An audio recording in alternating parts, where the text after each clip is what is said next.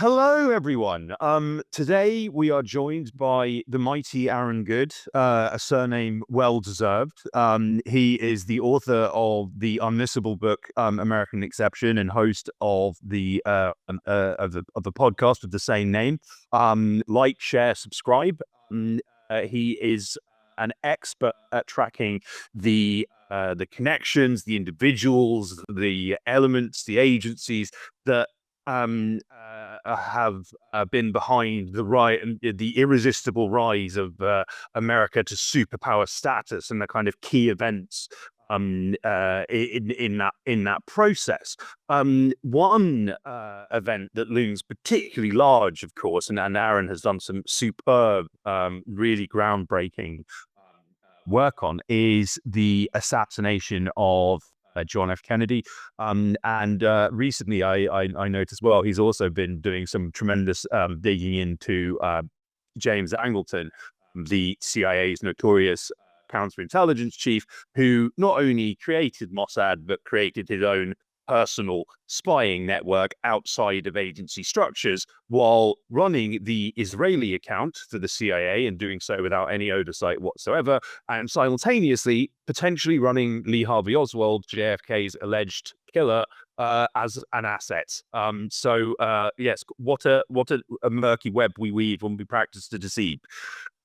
Aaron, might you like to talk our viewers and listeners through your latest work on how ultra-Zionist neoconservatism took over the American deep state? Yes, and thank you for the introduction and the platform here to talk about this. I recently spoke at a 9/11 conference and presented some of this material. They gave me 50 minutes. I probably needed about 3 hours, but I've been kicking this around in my head for so long. I plan to write a book about it eventually, and it comes from the start of this, trying to look at this issue particularly. Of course, October 7 really ramps this up, but even before that, I had done a series of many episodes worth of interviews with Peter Dale Scott on his life story. It's an oral history of sorts, because his life is really fascinating, and he lived through the study of all these deep events. He knew the earliest JFK researchers. He spoke at an event with like Mae Brussel and Mark Lane, and Dick Gregory back in the day. I mean, he's just he had dinner at Huey Newton's apartment once. He was at Altamont. He was best friends with Dan Ellsberg. He just had this life that's unbelievable, and he has written pretty much everybody that looks into the sort of conspiratorial aspects of U.S. history knows of Peter and references his work a lot. But what I found when I spoke to him more was, and probed him about different questions, was that he was extremely circumspect about the role of Israel, even though there came to be reason for me to believe that he would have to understand that there would be an Israeli hand in some of these episodes, because it seems to be the only explanation for certain things. And the more that I asked him about this, the more he seemed to agree with me, and yet was very quiet about it. And so I eventually found that he had been given murder threats. I mean, he had what he thought were the only real credible murder threats he'd ever gotten, pertains to the question of Israel, which now, of course, if we're looking at how their solution to every problem that vexes them is to kill the person who's the source of the problem. I mean, it seems kind of like it seems clear that this is the way that they operate. And with the genocide, of course, this just super confirms it, and the pager attacks and so on. There's just so much that points to them being even worse than what most of their critics thought. But so we were talking about, you mentioned the JFK assassination, and it is actually the best window to look at this system that arose in the U.S., this what we could call the deep state, which is not merely the intelligence agencies or the bureaucracy. That's the way that the media wants to characterize it, or liberals want to. They want to say, oh, these people who are talking about the deep state, they're talking about the administrative state, but you really need an administrative state to have a functional government and so on, right? But that's not really what we're talking about here. We're talking about the ways in which you have a top-down government, top-down governance, top-down regime in a nominal democracy. It's supposed to be a lawful democracy, but we have endemic lawbreaking, institutionalized lawbreaking, both in foreign policy and in the arrangements of organized crime, having so much sway over realms of the economy and geographic areas as well. So there's something, you need a framework to explain that. And Peter's work was very useful for that. I came up with my own theory to explain the state and this regime, which was the tripartite state theory, which says, yes, there's a public state with democracy and all that and elections and so on. And then there's a security state, which is all the officials in the security bureaucracies. And then there's a deep state, which is intertwined with the public state. It involves public officials, sometimes bribed public officials, sometimes blackmailed public officials, like Dennis Hastert, longest serving Republican Secretary of State, who was a pedophile and who was being blackmailed probably through his whole career. It probably explains his whole career. Okay, and the fix between the drug traffickers and law enforcement. This would be another aspect of it. And really, what the key to understanding this is that it's oligarchy. It's the way that oligarchy is the real system, the functional system, when it pretends to be a democracy. So it's not really ruled by the demos or the people. It's ruled by powerful, wealthy men, generally men. We could say families, sometimes women, but it's generally women. It's generally men. It's a patriarchal affair. So what this means is that it's not the system exactly as well. The state is the executive arm of the bourgeoisie, or it's the dictatorship of the bourgeoisie. It's not quite that simple. There is some pluralism, but not in the way that we think there is. Not in the way that, oh, you have to think about about labor and women's groups and all these different groups in democracy, and somehow they all balance each other out in a particular way, and then you get democracy. Okay, that's the generic Western liberal view of how it works. But that's not really what happens. You do have pluralism at the top, in that you can have factions of oligarchs who would be pitted against each other over control of, especially over control of the state. And that's really the definition of a regime, is that set of institutions that control who has access to control of the state, who controls the state. So that's, people who want some political science, or you always hear people say the word regime. This is what regime really means in political science. It's all of those institutions that determine who has control of the state. And we have a different kind of regime than we're led to believe. For example, most strikingly in the JFK assassination, because he was the head of state and he was removed by, we could say, the regime, to be most accurate, because it's these parts of our system of governance that are kind of hidden from us, but they do determine who can and cannot be president. And by eliminating JFK, you see that there is a power that overrides democracy. And then to have the ability to cover up for decades.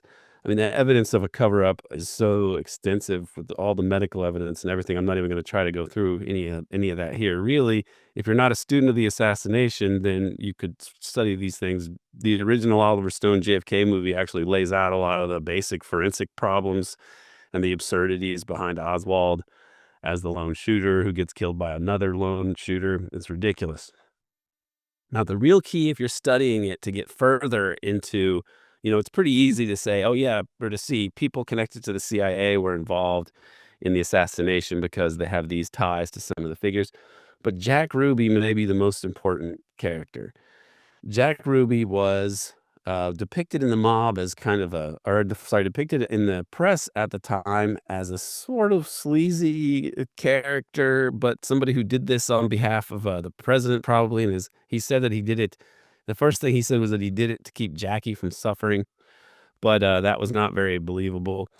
And he's a hoodlum of sorts. There's a person named Lewis Kuttner who was a famous attorney who did other things politically and also had government connections. I believe he was involved in the death of Fred Hampton later. But in 1963, he came out after Ruby was arrested, after Ruby shot Oswald on, national television. He said Jack Ruby is a lieutenant in the syndicate, the crime syndicate that people had been talking about, like Robert Kennedy especially, was speaking about this. Other people talked about the mafia or La Cosa Nostra. Hoover and the Federal Bureau of Narcotics made up this, or they had this idea of an Italian mafia. But Robert Kennedy said, no, you got to look at the Vegas casinos and their role in money laundering, and you need to look at the Teamsters and their role in this nationwide corruption network. Okay, so they're talking about something different.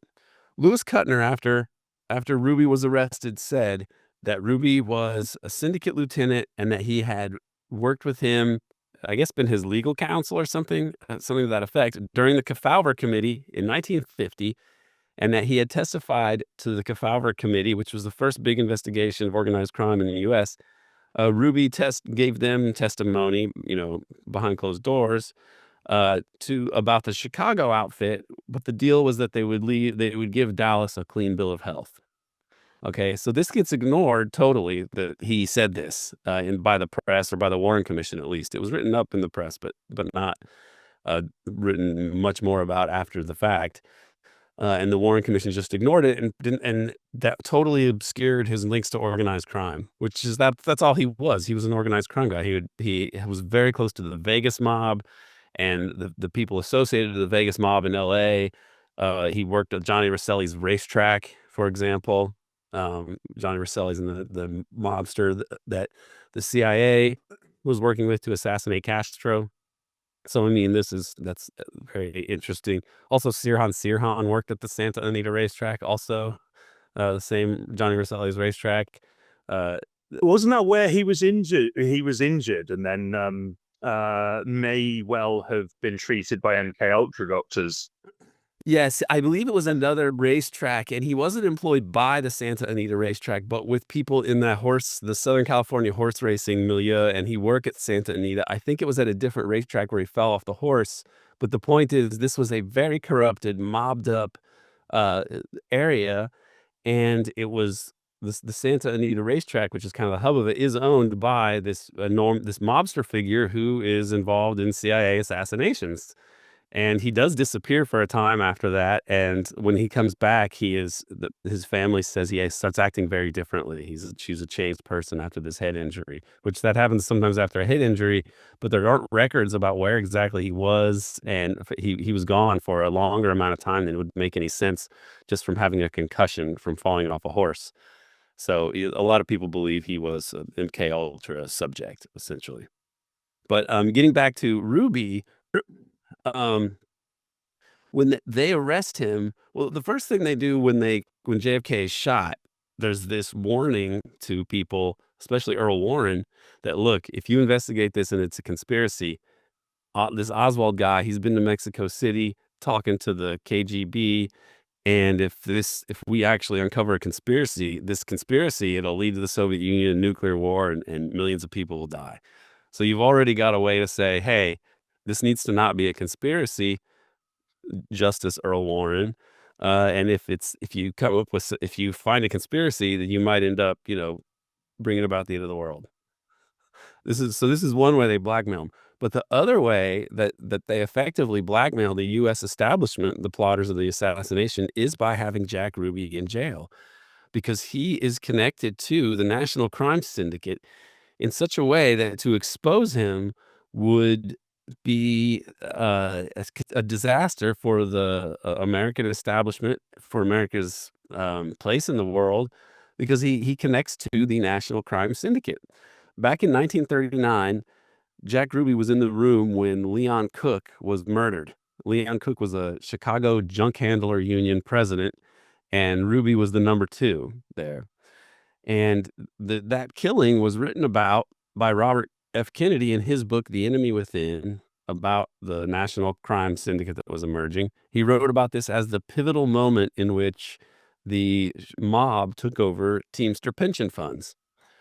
which is an important part of their whole operation. The Teamsters, especially Teamster loans to Vegas, helped to build up the Strip when it was harder for them to get as many loans, and initially because they had such a bad reputation with all these mobsters and so on there. But the Teamsters just gave them enormous amounts of money to build up these casinos. And Las Vegas itself, it was established in around 1946. And in 1945, Meyer Lansky was given. Meyer Lansky is the head of the crime syndicate, essentially. He and Lucky Luciano, but Luciano was in jail until Lansky gets him out with the help of the government, because Lansky's working with the government. So the people probably know this, a lot of your listeners, but in 1941, the OSS, which was the precursor to the CIA, along with naval intelligence, worked with mobsters to supposedly keep the docks secure so that they wouldn't be infiltrated by fascists. And they approach Meyer Lansky, and Lansky says, "Well, yeah, I can help you, but you need to get my assistant or my colleague, Mr. Lucky Luciano, out of prison." So they do, and they're helpful to the U.S. I think with the invasion of Sicily, and also supposedly keeping the docks free of sabotage. But there's a question as to how much of that was legitimate in any way. What's really going on there? So Lansky, in 1945, for his service, is given the Medal of Freedom by President Harry Truman, who I believe is epitomizes the corruption of the Democratic Party. He comes from Missouri, and Kansas City, the Pendergast political machine, which was a very mobbed up enterprise. And the whole Democratic Party, I believe, is very much tied to Teamster corruption and the mob, basically. It's like the Republicans, oligarchs, are basically big business, Standard Oil, and so on, by and large. And the Democrats, probably their most moneyed backers are, I mean, of course, they're still friendly with some Wall Street types, but also the Syndicate. They're closer tied to the Syndicate because they're more the party of the people, party of labor unions. But the labor unions are dominated, importantly, by the mob, especially the Teamsters, most notoriously. So this aspect of American politics is more dark than people want to realize. The parties are more connected to the mob.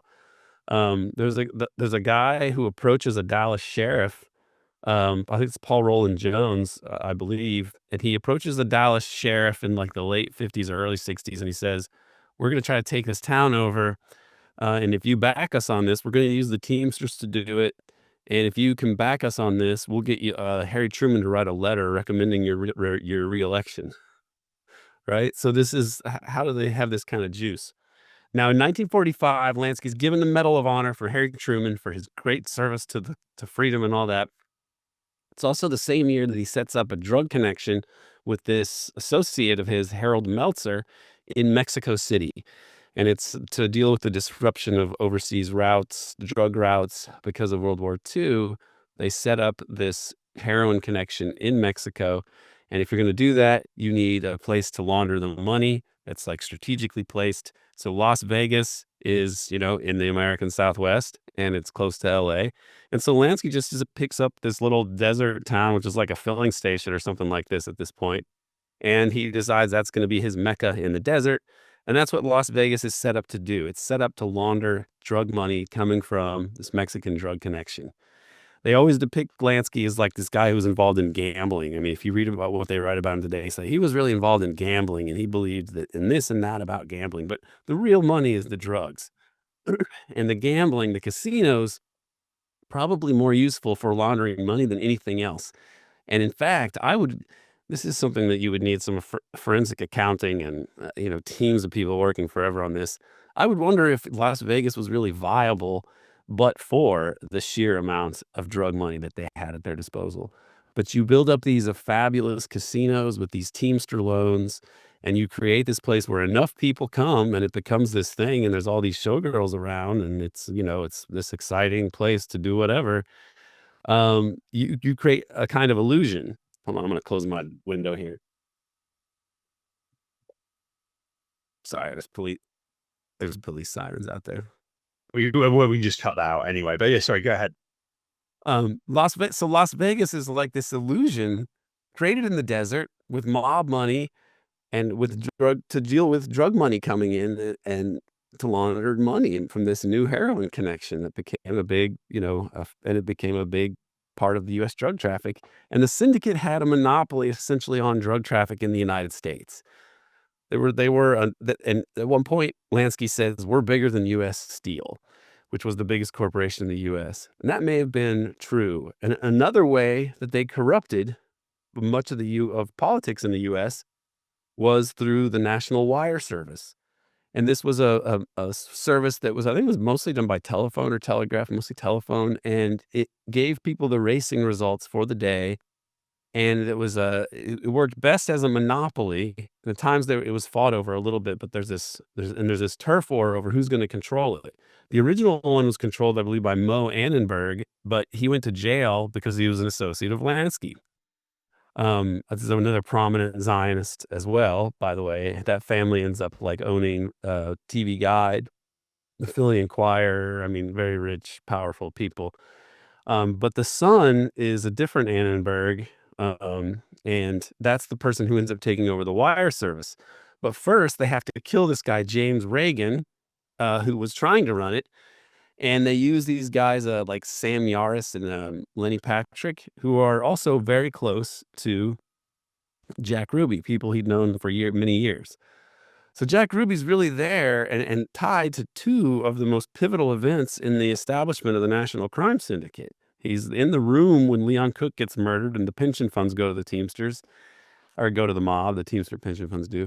And then close friends of his killed James Reagan. And that was written up by Drew Pearson before he got killed, I believe, or after. But there was something written about it beforehand. Drew Pearson was the most famous syndicated columnist in the U.S. About politics, if not the most famous up there. And he wrote about how his friend, James Reagan, was being threatened by mobsters, and it was over the wire service. And that Pearson himself went to talk to J. Edgar Hoover, because that's how much juice Pearson had. And Hoover said, well, this involves people like Henry Crown and the Hilton Hotel chain, and I think the Annenberg is mentioned as well, perhaps. But anyway, it involves people that are prominent. He said people who used to have some issues, but now they cleaned up their act.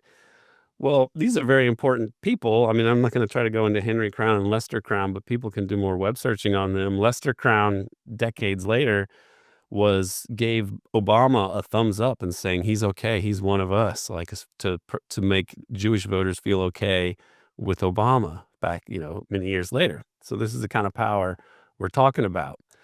But the point is that Jack Ruby was not this low-level hoodlum. He was a person connected to the National Crime Syndicate, and that's really more of a Lansky, Las Vegas Teamsters thing than this Italian mafia. The Italian mafia is what the Federal Bureau of Narcotics and the FBI come up with to try to explain that there's this National Crime Syndicate, and so they have this Italian cover story, basically. But it really doesn't quite work that way. It's quite a simplification. It's really a Lansky Teamster mafia syndicate. Would be a more accurate way to say it. And Ruby was he's in jail, and if they were to investigate what Ruby really was, the justification at the time to cover it up would be, well, this would lead to the crime syndicate. And the fact that we have people in high places who are totally compromised by mobsters.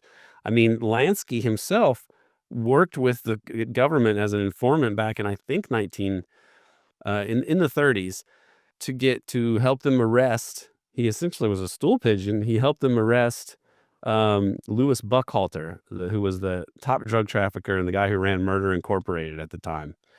And so since then, he seemed to have protection from the head of the Bureau of Narcotics and the head of the FBI, J. Edgar Hoover, FBI, and then Harry Anslinger. So Lansky is protected at the very top. He has this much juice, the Lansky Syndicate does, which is remarkable. So with Ruby in jail, you have this person who is extremely suspicious, and he points to political arrangements that journalists can't really understand and social scientists don't want to even try to reckon with. And it just points to, if you're objective, a fascistic kind of formation that's hidden but omnipresent throughout this supposedly democratic society. And maybe Earl Warren thought Jack Ruby was very suspicious, but he figured that, well, since Lee Oswald could lead the nuclear war, somebody probably hired the mob just to knock off Oswald. So now we've got to clean up the mess. It may have been as simple as that, what his thinking was. Alternatively, he could have thought, well, if this was somehow by American actors and they have the power to kill the president and put me in this position, I can't mess. I have to go along here either way. So he's got every reason to go along with this big cover up, and that's what we get. But the significance of it is it's a total reversal of U.S. policy when Kennedy is killed. He sends his brother to the Soviet, or he sends his brother. His brother and Jackie Kennedy send an emissary to the USSR a week after JFK is killed, a guy named William Walton, and he tells the Soviets, he's there on like a kind of artistic exchange, but really he has a message, and he says, "We know that you didn't kill Jack Kennedy. He was killed by domestic opponents. It was a right-wing conspiracy. The policy of peace that JFK was pursuing is not going to be pursued by Johnson. He's too close to big business, but Bobby plans to make a run for the Senate and then the White House eventually.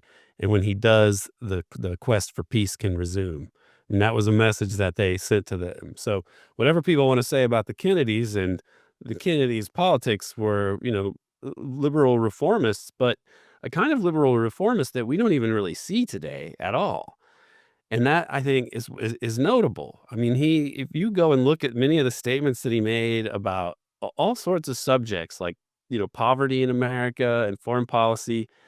Yes, he made many, Cold War statements that I think were pretty much pro forma for back then. And there's all sorts of things you can talk about in terms of his making hawkish Cold War policies.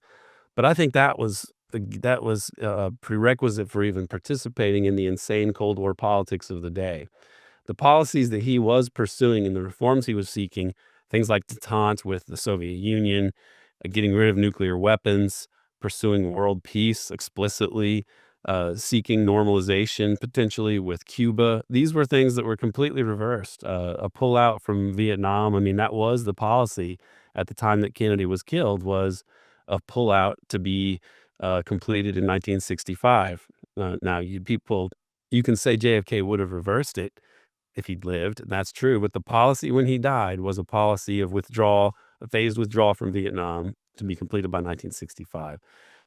And all of that changes. And the policy towards Israel does the most dramatic 180 of all, because JFK was saying, if you continue to not let us inspect your nuclear sites, we will consider cutting off aid. We'll change this relationship. And that, additionally, he sought to find a way to solve the Palestinian problem as well. And Kennedy was friendlier to Arabs, friendlier to Nasser, especially, more so than any president before or after. So Johnson comes in, it's a total 180. You get the 6-Day War, they get the nuclear bomb, and so on and so forth. Johnson is very corrupt. He's tied to this scandal. In fact, he's potentially going to get kicked off the ticket when Kennedy gets killed, because he's involved in a scandal with Bobby Baker and Henry Crown and General Dynamics weapons maker over a fighter plane that was it was very corrupt procurement process and so on.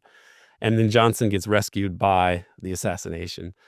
So this points to a level of corruption and lawlessness in the state that Western political science can't really handle. And a lot of doctrinaire Marxists just think, it's just the bourgeois state. It's just the dictatorship of capital and so on, which functionally it can work as a top-down, manifestation of the will of the wealthy. That's pretty clear in the abstract sense. However, when you see them killing people like this, or when you see things like Watergate happening, or when you see things like Epstein, you have to think that, well, they actively manage this system. It doesn't just operate because everybody is following the interests of capital sort of robotically, and therefore this is the outcome that we get. You have to like sexually blackmail a lot of people. You have to do really devious, terrible things like, oh, we found a pedophile wrestling coach. We'll make him the Speaker of the House because then we'll totally control him. I mean, so it involves a lot of skullduggery, and that's coming to the surface, especially in recent years. And now I think people are more ready to accept things that they wouldn't have accepted earlier. Mm. Well, just to go back to the Israel question for a moment, Aaron, there was writings done a number of years ago now by a British author, Misha Glenny, in a book called Mafia, which identified Israel as one of the key sites for arms trafficking, people trafficking, and sex trafficking, and drug trafficking, centered around both Israelis who'd come from the former Soviet Union and also those who had a direct connection with the United States. Now, given what you've just outlined about your analysis of like the American state and its sort of tripartite nature and its clandestine relationship with the National Crime Syndicate and figures like Meir Lansky, and this sort of very criminal nature of the Israeli regime that still exists to this day. Does this help to explain, Aaron, like both the usage, the utility that Israel has for various elements in the United States, and also the power of Israel within the United States? Yes, in ways that we'll never be able to perfectly quantify, but yes. Um, there are aspects of the JFK assassination that tie into other events. I just want to mention that besides Lansky's ties to Israel, he was involved in 1948. He was one of the main pivotal people in terms of the arms smuggling to the Zionists. Also involved with that was Jimmy Hoffa and the Teamsters. So there's the syndicate right there with Israel at the beginning. And in fact, without Hoffa and Lansky, who knows if that would have even been possible, except so they were a huge help there. And additionally, the money laundering is the drug trade is just this enormous trade internationally. It's one of the top 3 commodities traded worldwide. And so this ends up being a huge source of money for black budget funds and so on. And additionally, the syndicate gives the people who run military intelligence and so on, it gives them access to the hired killers and deniability. So the one key figure in the CIA is James Angleton, and he managed to be in charge of the Mossad account. And this was kept totally secret. And this is a way that the U.S. could outsource some assassinations to people, to different entities, and have their hands clean, supposedly. And this goes up to the present day, because in 2020, there's a Gray Zone article about how when they wanted to kill Assange and surveil Assange, but they eventually plot his assassination, they outsourced this to the Sands Casino security division, essentially, which is run by Sheldon Adelson. So it's really like this Murder Incorporated relationship still exists. And the interesting thing is, when I pointed this out, Adelson's money comes from the Sands Casino, which is literally a Lansky joint. It was literally a Lansky joint that's now run by the Adelson family. And when the CIA, Mike Pompeo, wanted Assange surveilled and potentially killed, that's who he went to. It's the same. I mean, it's kind of staggering they would still do that. Now, when I brought this up, when I mentioned this during my presentation to the 9/11 conference, the audio and video went out. Like, it didn't come back on until I moved on. It was very strange. And it actually is an extremely relevant point. And that was the day that Charlie Kirk died, too, if you want to make it even weirder. It was later that day. So go figure. But this role is important. And I don't think that it's just that the U.S. turns to them and says, hey, we can't really do this. Do you know anybody who might kill people? Israel? I think that the Zionists have fought for this role, and that they have used it, and that the more that they have been used over the years in these ways, the more blackmail power they have on the U.S. I mean, an enormous amount. I think that this high political blackmail is a huge part of it. they were likely involved in the JFK assassination. And Peter didn't believe this, but would not talk about it. He wrote about it more in 2 books, but both of those books were suppressed back in the 70s and then one like 1980. And we found manuscripts of this. And in the margins, Peter wrote, there's one where he writes, if Israel had this kind of pivotal operational role in the assassination of JFK, they would not have done that without without approval from a higher authority in the U.S., because it would have been suicidal for them as a state at that point. So they're intertwined in this. The U.S. has used them in some ways. I think with the JFK assassination, they were limited by the fact that JFK had control of the state. And so he was a powerful person with some security around him. Yeah, well, I was going to say that one of the most interesting, interesting excerpts from the newly declassified files that were released under Trump's executive order earlier this year. There's one file which shows that on November 18th, 1963, which is 4 days before Kennedy is killed, of course, there was a special presidential briefing which notes that Israel was sourcing weapons from France that were capable of carrying nuclear warheads, and it concluded with high confidence that Israel already had nuclear weapon capability.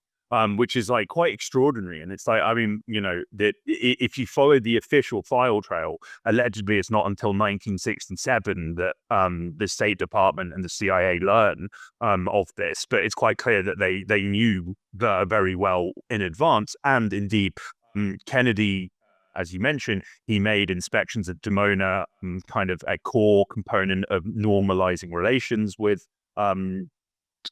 Israel. This was kind of bitterly opposed, but they finally relented and then camouflaged areas of the complex to conceal the fact that they were developing nukes. But Kennedy was never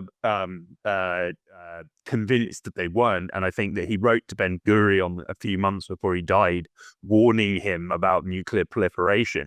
Like Michael Collins Piper, who is a racist and actual anti-Semite, wrote a book called Final Judgment, which I kind of dismissed at the time because of his politics. It seems to gain greater currency and credibility over time. Quite bizarrely. But you mentioned disjunctures between the Kennedy administration and LBJs.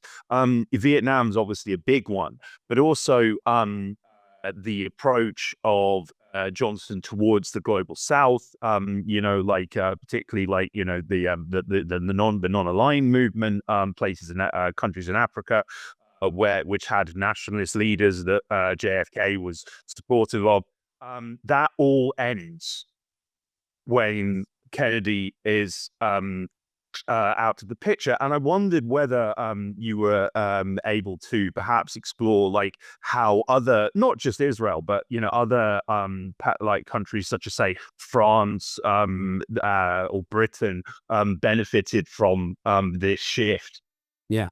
Oh, absolutely. So if you would look at the 3 most resource-rich places in the global South and the Third World, they all there was a reversal from the Kennedy years by Johnson in Johnson's administration that was dramatic and had terrible consequences for each place. So Brazil, okay, biggest, most resource-rich country in South America.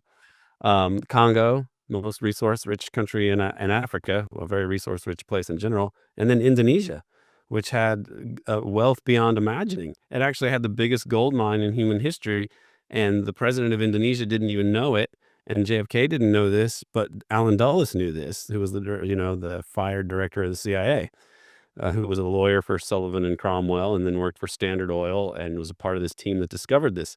So when they put Suharto in charge in Indonesia, British intelligence is involved in that, the Dutch intelligence, some Japanese intelligence, like the people like in the Yoshio Kodama anti-communist league milieu are involved in Indonesia.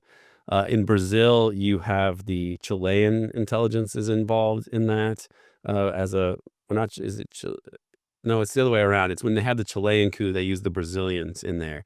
But I'm sure in Brazil, they use whatever allies they have in the area um, to affect that coup in 1964. And in Congo, of course, the Belgians and the British are there, along with, you'd expect the French to have been involved as well. They were it's a transition to neocolonialism. So after the World War II, you have the U.S. policy is one of decolonization. And some people actually favored something like actual independence. People like Henry Wallace, who was Roosevelt's vice president, and JFK. JFK actually helped Sukarno in Indonesia move to nationalize some Western companies because they needed some ways to generate foreign exchange to be able to have their economy be functional at all. But this gets reversed, and after this, you have decades of tragedy in Indonesia, Congo. In Indonesia and Congo, you have millions of people that die because of this reverse. And in Brazil, you have a dictatorship and messed up politics that continue up to the present day. Not that there weren't antecedents to that in Brazil, but it was a reversion to form in Brazil that was pretty brutal, and it was military dictatorship. So a lot swung on Kennedy's assassination and those reversals in foreign policy for sure. And the part of the way that they make the deal with the Western Europe, because Western Europe used to have its own little empires all over the place, like Belgian Congo and Dutch Indonesia and so on, that they help these people, these companies, these enterprises that are in those countries still be able to operate and make money. So there's a lot, the West becomes this dollarized world, and the U.S. is ultimately the judge of what's the policy is going to be in the third world and elsewhere, and they control the money, but they bestow patronage to other people. They allow them, they protect their invested capital in other countries. So it's like this Western oligarchic project where the U.S. is essentially the CEO of Western imperial capitalism. Indeed, and I think that one of the interesting, again, this is a kind of disjuncture, and it's what makes, I think, the American empire kind of different from the empires that preceded it, but B as well might kind of contribute to why people find it difficult to pin down, is that it's this kind of, as far as I can tell, and this is what comes through in your writing, is the American empire is this kind of amorphous blob of economic interests are like very prominent within the power structure, whether that's in the form of organized crime or like the CIA being effectively a bunch of Wall Street bankers and lawyers who sought to line their own pockets and create specifically sought to create greater business opportunities for themselves. That's not really the case with, say, like the British Empire. I mean, of course, that was centered around economic expansion and exploitation, but it's not that kind of mafia element isn't really there. Maybe a practical element is, at least at the very start.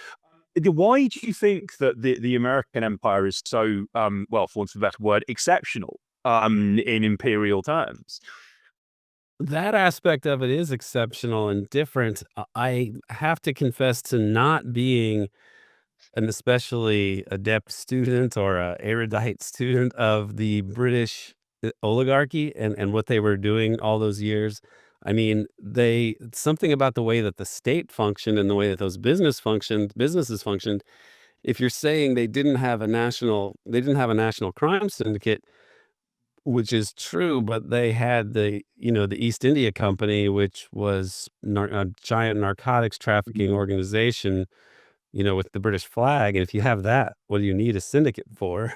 You got it right there, and it's actually just waving the flag. I mean, that's a part of it. They are closest to the British Empire in terms of their financialized model, weighing countries down with debt and using indirect rule and any sort of dirty trick to maintain your control and divide and rule, all these sorts of tactics. So they're the closest to the British Empire, but they are something different. And I think that it has to do with the fact that the US is so purely capitalistic, but also with this democratic facade. And so there is no transcendent American value over time and space except for one, and that is money. The U.S. was founded as a commercial enterprise. The colonies were established by the Massachusetts Bay Company, and before that, the Virginia Company. And these were people looking to set up colonies in order to make money. And the first crop is tobacco. So they weren't settlers thinking like, is there going to be enough land for me to grow crops and raise a family? It was, can we come here and maybe if we could steal things like the Spanish did if we find them, but if not, we can set up some kind of commercial enterprise. And the thing that they find is tobacco, which is not, it's not that they're growing and smoking it, they're shipping it to England. Okay, and this is lucrative, and this attracts more people to the U.S. The Pilgrims themselves were trying to get to Virginia when they left, and the reason that the Pilgrims need to leave Britain and Holland in the first place is because of the enclosure movement, which was capitalism. So capitalism makes the British go and exploit and brutally dominate Ireland. But Ireland, which they do, and that leads to the potato famine and everything else. But that's not really going to be enough. They go further west and they colonize North America. It's capitalism in England. That's the birth of capitalism and the birth of the bourgeois state, essentially. And it cannot but be imperialistic. So they go to Ireland, and even that's not enough. You've taken all the land from people. You need something with that extra population, and you have some capital to invest because you've accumulated capital. So you brutalize Ireland, and then you go further west and you go to North America. And they were worse than the Spanish, even though the Spanish are is the black legend of what they did, which was pretty horrific. But if you look at North America, in like 1950, it is very, very white. It looks very European. If you look at Latin America, there's a lot more shades of brown throughout Latin America, except maybe Argentina, where they committed genocide against everybody. They're pretty white. But so what I'm saying is the capitalist imperialism with missionaries and other things involved as well. But this is more brutal than what the Spanish did. It affects the genocide, and it's fueled by slavery. And Western expansion is just an endless imperial enterprise. It's capitalist imperialism. You're going further west. First you want land to go west for slave plantations, or in the north, you want there to be like places for farmers. You have more industry in the north, but then the slave economy in the south. And they go sea to shining sea, right? And that could have been the end of this imperialist era, because they'd gone from sea to shining sea. They had enough land. But the problem is that with capitalism, you really cannot just set up a zone like this and then allow it to be governed. They needed to be constantly expanding and finding different outlets for capital, because if you don't have that, the population will want more. They'll want to have a more managed economy and have higher consumption, improvement in living standards. You would organize society differently if you couldn't go out and imperialize them, which is why as soon as they go sea to shining sea, they essentially keep going west and they fight the Spanish-American War. They take over Hawaii, they fight the Spanish-American War, they make Cuba a de facto colony, Puerto Rico, they take that in the Spanish-American War. They get involved in the Boxer Rebellion, in the Boxer Uprising in China, which is just a sort of a beat down of the West on China at the time. It's so brutal and disgusting if you look at what they did. So the imperial capitalism is all the U.S. really is. It always was. There's older traditions and such in Europe, some pomp and circumstance and an idea of noblesse oblige and other aspects. Divine rights of kings, yeah. There's other sort of cultural antecedents in Britain or in Europe, but the U.S. is nothing but capitalism. And it's the most, it's supposedly Christian, but the fact that money, which is a man-made thing, becomes the god, it is the most idolatrous society, posing as a Christian society, but totally antithetical to, the teachings of Jesus. I'm not saying you have to follow the teachings of Jesus, but Jesus, and the Bible, they are against idolatry, and Jesus supported poor people over wealthy and powerful people. But it doesn't matter anything, because the power of money can bend anything to its will in a society where money is the end all be all. And that is the most fundamental part of why things in the West have degraded the way that they have, because you could never put the brakes on imperial capitalism and the culture and political economy that it has to have. Well, Once they become the hegemon of global capitalism after World War II, they are in charge of administering all the third world and everything else. So it just becomes, it's like everything tends toward monopoly in imperial capitalism, and that's essentially what they did in terms of their role as the state managers of this imperial capitalist project. And then when the Soviet Union falls, there's the unipolar moment, and at that point they're at their most insane. And as a result, we've been living through what we've been living through in the 21st century, which is unjustifiable, illegal wars based on ridiculous lies and fabrications. Well, just to close out our era, and just to draw from the point about the end of the unipolar moment, the fact that that moment has passed now, well and truly, and the American ruling class can see that there are powers in the world who they can't dictate to anymore, but they apparently, or certain factions in the United States, can't get over this. And so you have a lot of sort of thundering and shouting and threats of all kinds of things. But it seems like the structure that governed what you've talked about here, the American state and its subsidiary entities after World War II, it seems the wheels are coming off now. You